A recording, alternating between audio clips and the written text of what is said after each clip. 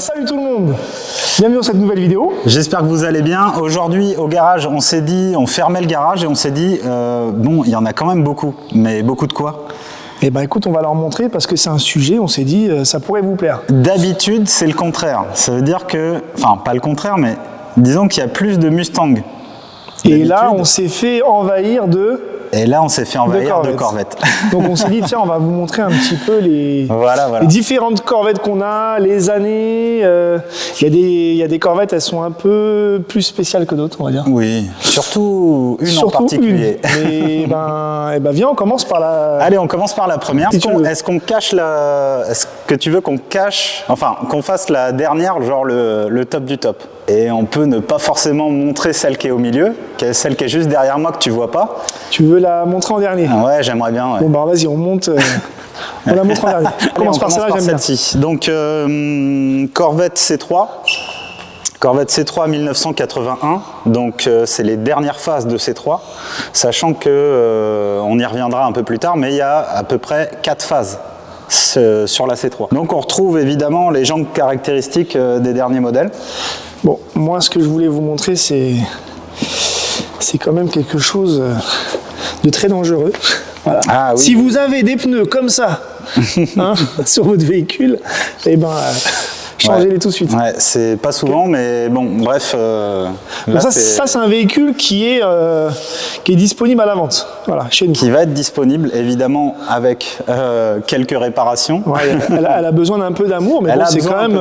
mais le produit en dessous est très bon, il n'y a pas eu de fibre, parce que bon, évidemment, toutes les Corvettes sont en fibre. On s'est rendu compte, en fait, en la levant, en passant dessous, en regardant tous les trains roulants, elle est vraiment d'origine. Que la coque, elle est vraiment saine. Et que surtout, la coque, elle n'a pas été elle n'a pas été tapée, il n'y a pas de corrosion. C'est quand même un produit qui est sain. Voilà. Donc là, ça lui demande un peu d'amour. On va lui faire un peu de les trains avant. Et on a vu quelque chose sur le train avant. Révision complète, train avant.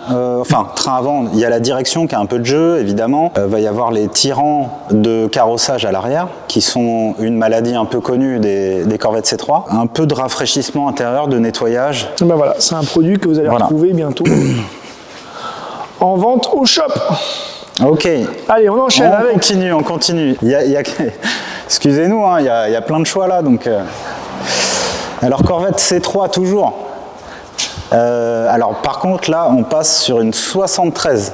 Alors, la 73 a une particularité, c'est que par rapport au modèle 68-72, elle a la face avant qui se modernise. Ça, on leur montrera juste après. Voilà, juste après. Bien qu'ils comprennent. Donc là, 73, ça commence à se moderniser avec ce nez qui remplace le fameux chrome bumper, donc le pare-choc en chrome caractéristique des premières C3. Mais par contre, on a toujours le chrome bumper à l'arrière. On trouve évidemment l'intérieur qui est plutôt sympa. Voilà. Il y a un peu de rangement à faire, mais... Donc ça aussi, c'est un véhicule qui va être disponible à la vente chez nous. Ouais. C'est un véhicule qui sort de révision. Il lui faut un petit préparation esthétique. Oui, évidemment. Contrôle technique, ok. La caisse présente super bien. En dessous, c'est plutôt clean. Ouais. Voilà. Et donc, évidemment, le chrome bumper que tu retrouves sur la C3 de 68 ou à 72 et la 73 là quand même. Voilà. Donc, quand on est derrière cette voiture, on se dit « Ah ok, c'est une chrome bumper, machin ». Et en fait, quand on passe à l'avant, c'est pas vraiment ça. Voilà, donc c'était... on est plus sur... Voilà, ça c'est la dernière évolution. Ouais. Et on se rend compte qu'il y avait déjà ce nez allongé, un peu plus allongé, vraiment pointu, sans le pare-choc, quoi. Voilà. On va voir maintenant, allez, on fait un peu dans l'ordre quand même. On va plutôt faire le tour, on va passer par les Jeeps, parce qu'on est un petit peu envahi de Jeep aussi. Il y a du Jeep. Hein. Il y a du Jeep. Je sais pas ce qui s'est passé, mais... Wrangler. Hein, je sais pas s'il y a un raid qui se prépare dans le coin, mais... Et il y a un gros CJ7 aussi qui est sympa là. Donc là, on est sur une 71. Donc évidemment, je t'ai parlé de la chrome bumper pare-choc fibre à l'avant, et là on est vraiment sur une 72, donc les dernières phases 1, si on peut dire ça comme ça. On les chrome bumper. Corvette C3 phase 1, pardon. C'est ça. Donc évidemment, la plus recherchée est évidemment la plus chère. Voilà. Bah écoute, on peut passer sur plus moderne. Bah moi, tu veux un peu plus... Bah écoute, il y a des trucs à dire quand même sur cette voiture, hein, parce que bon, elle est vraiment impeccable. Extérieur, aussi bien à l'extérieur qu'à l'intérieur. Eh ben, parle-nous un peu du Holley Sniper. Ok, le Holley Sniper, allez. Je retire le filtre parce que tu insistes. Je sens que tu as envie de voir tout ça. Oui, mais les gens, ça les intéresse un petit peu quand même. Je sens que tu as envie de voir tout ça. Waouh! Donc là, on est évidemment sur un carburateur qui se met en lieu et place d'un carburateur d'origine, mais qui est entièrement paramétrable avec des injecteurs modernes dedans. Il y a un système d'essence qui est moderne, ça veut dire que dans le réservoir, on reprend en lieu et place le réservoir d'origine avec une pompe moderne dedans. Ça permet d'avoir en fait une pression d'essence. Donc, qui tourne aux environs de 4 bars, un petit peu comme beaucoup de voitures modernes, surtout sur les américaines. Après, évidemment, le carburateur électronique, ça ne s'arrête pas là, parce que tu vas avoir le distributeur électronique et le boîtier de contrôle de la bobine. Et la bobine, elle se trouve là. Voilà. Donc toutes ces pièces en fait fonctionnent ensemble. C'est pas vraiment un kit, mais c'est un kit que je fais parce que tout s'accorde en fait. Donc évidemment, tu as une sonde lambda large bande qui permet de gérer tout ça, d'avoir un retour pour que le carburateur fonctionne correctement. Toutes ces pièces ensemble forment une espèce d'injection moderne. Ça veut dire que tu as l'allumage qui est piloté, donc ton avance à l'allumage qui est piloté, et évidemment ton injection qui est pilotée, et tout ça évidemment paramétrable avec un seul boîtier qui fait aussi potentiellement manomètre. Donc tu as toutes tes informations moteurs, tu as tous tes paramétrages moteurs sur un écran tactile. Voilà, donc c'est quand même une sacrée évolution, quoi. Et au niveau performance, quand tu fais ce genre d'installation? Alors évidemment, ça dépend de beaucoup de paramètres, parce que si l'échappement est libre, si l'admission est correcte aussi, on gagne beaucoup plus. Mais déjà, on va dire que c'est de l'ordre de minimum 30 chevaux, voire jusqu'à 50 chevaux. Voilà. Et franchement, évidemment, il y a toute la ligne d'échappement, et attention, je parle vraiment, on n'a rien touché au moteur. Ça veut dire que... Tu le ressens immédiatement en fait. Le moteur, instantanément... C'est le jour et la nuit en fait. Et voilà, il est beaucoup plus vif, beaucoup plus... Il tourne rond en fait. Ouais, tu peux même baisser le ralenti. Ouais. Au régime du ralenti, tu peux même te permettre de le baisser. Limite, tu as l'impression que tu conduis une voiture moderne en fait. Ouais. C'est ça qui est quand même impressionnant. Ça démarre évidemment beaucoup plus facilement. Enfin voilà, il y a plein de paramètres et tout ça à prendre en compte, mais c'est une sacrée évolution, quoi. Bon, ça, c'est des OP qu'on commence un peu à développer ici, quoi. Ouais. Bah, j'en monte depuis quelques années, quoi, mais c'est vrai que ça s'est quand même démocratisé un peu plus, quoi. On a un peu plus de demandes, quoi. Ouais. Est-ce qu'on parle de la petite modif que tu as fait au niveau des feux? Ah oui, alors il y a eu une grosse mise à jour au niveau de l'ouverture des feux, parce que assez problématique sur les C3. C'est à dépression, donc tout ce système-là fonctionne avec des poumons en fait de dépression d'air et vont s'ouvrir, voilà, plus ou moins, voilà. Donc là, ce qu'on a fait, c'est qu'on a modifié évidemment l'ouverture des blocs-feu qui est d'origine avec des dépressions, qui est relativement problématique. Le plus souvent, ça veut dire qu'il va y avoir une réserve d'air, le moteur tire dans une réserve d'air et après ça ouvre, grâce aux poumons, ça ouvre les volets des feux en fait. Donc là, c'est relativement problématique. Le client a voulu se débarrasser complètement de ce problème en passant avec ce kit-là, donc qui est un kit entièrement moderne, pour évidemment ouvrir les blocs-feu, quoi. Voilà. Chez Détroit Speed. Ouais. Voilà. Bon, c'est quand même un véhicule qui est intéressant. Je pense que, bon, on en a parlé un petit peu avec le propriétaire, et je pense que c'est un véhicule qu'on va avoir dans une émission, parce qu'il y a énormément de choses à dire. Déjà, bon, vous en savez un peu, mais c'est quand même une caisse qui est, c'est très intéressant quand même. Téléphone. T'es pas concentré. Bon, voilà pour la C3 de 71 avec les Chrome Bumper. 72 du coup. 72. Donc c'est la dernière année de la phase 1. Et après on passe directement à la 73. Ouais. Avec Chrome Bumper à l'arrière, mais pas à l'avant. Voilà. Ok. Donc là, évidemment, on passe à beaucoup plus moderne. Donc, vous l'avez vu, on est passé tout de suite à une autre génération. On a sauté, évidemment, malheureusement, on n'a pas de Corvette C4, on n'a pas pu faire le Grand Chelem, la C1 non plus, on l'avait pas. Bon, la C1, je t'explique, c'est ultra rare, hein, voilà. Mais bon, il y en a une, hein, il y en a une quand même. On a hâte de la revoir d'ailleurs. Corvette C6, un grand classique, donc c'est les phases 1 en LS2, que beaucoup de monde connaît le LS1, le LS3. Il faut savoir que la C6, les premières C6 sont sorties avec le LS2. Voilà, c'était une génération entre les deux, donc c'est un 6 litres. C'est pas un 5 litres 7, c'est pas un 6 litres 2, c'est un 6 litres. Quand même full alu, hein, évidemment. On trouve évidemment la même config, ça veut dire le tunnel avec la boîte, moteur-boîte à l'arrière, voilà. Donc c'est une des premières Corvettes C6 qui est sortie. Quoi. Okay, voilà, donc il n'y a pas grand-chose à dire. C6, il n'y a pas grand-chose à dire. C'est quand même une caisse assez, assez courant quand même. Hein. Ouais, oui, évidemment. C6, il a quand même une pagaille. C'est ce qu'il y a quand même, ouais, on va dire, quand même. En moderne, c'est ce qu'il y a le plus en Corvette, quoi, on va dire. Et tout de suite après, tout de suite après, nous enchaînons sur une Corvette C7. Waouh. Là, celle-là, elle est quand même magnifique. Ouais. Avec l'intérieur, je sais pas comment on appelle ça, camel, ça se dit, non? Ah, c'est technique. Là, dites-moi en commentaire si vous connaissez le code couleur de l'intérieur. On va quand même aller voir cet intérieur qui est quand même juste magnifique. Assez simpliste comme d'habitude hein, sur les américaines. Hein. Y a pas, Et tu connais la particularité de la boîte manuelle parce que la boîte manuelle sur cette voiture, elle a une particularité. Est-ce que tu connais? Allez, tu vas nous le dire. Eh ben, c'est une boîte 7 rapports manuelle. Ouais, je sais. C'est incroyable.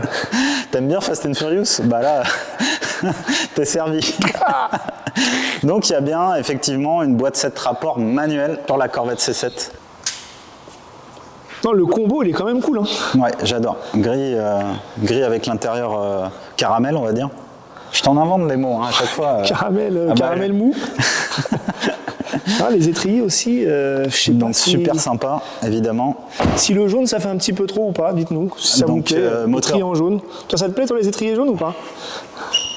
Je suis mitigé. Moi, je suis plus quand même étrier, quoi qu'il arrive, noir. C'est pas une pièce que j'aime qui ressort en fait sur la voiture. Je préfère qu'il y ait d'autres appendices qui ressortent, mais les étriers, moi, j'aime bien noir. Donc, on est sur un moteur LT1.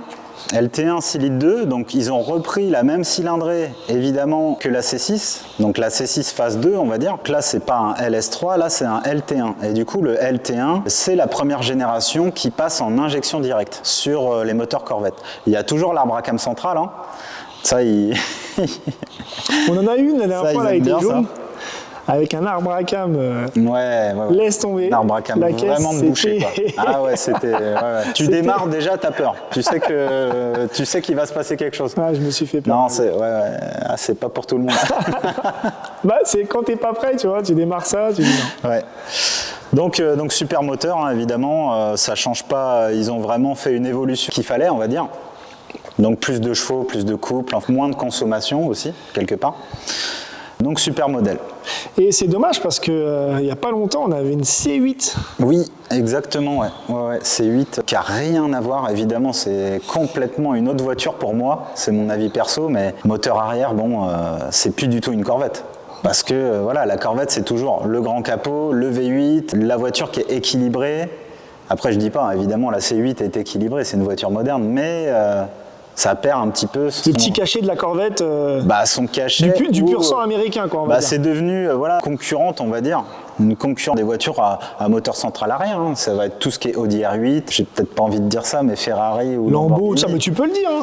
Mais concurrente, on n'est pas du tout sur la même gamme de prix aussi. Ouais, hein. Mais je pense qu'elle peut faire du mal aussi. Hein, parce que, elle est très efficace. On a testé ça, on était quand même choqués. Hein. Elle est vraiment très efficace. Elle peut les décimer toutes. Donc voilà, petite parenthèse, et on finit évidemment par la le plus bouquet belle, final. Celle que vous avez déjà vue peut-être en vidéo, à la télé. Allez voir sur YouTube, la vidéo elle y est encore. A été passée dans l'émission Direct Auto. Oui, c'est ça, Direct Auto. Corvette C2, complètement d'origine. Voilà, merci. Bonne journée. Au revoir.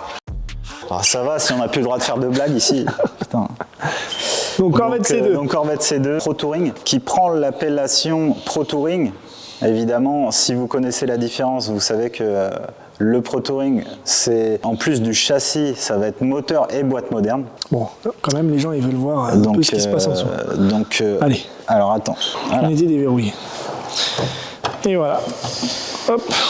Donc Corvette C2, un autre moteur de Corvette, LS3 cette fois-ci. Donc qu'on retrouve dans la C6, je parlais tout à l'heure. Là, on a moteur-boîte, ça veut dire que c'est aussi une boîte mécanique 6 rapports moderne, avec un pont arrière qui est prévu pour la C2 et pour évidemment accepter cette puissance-là. Voilà.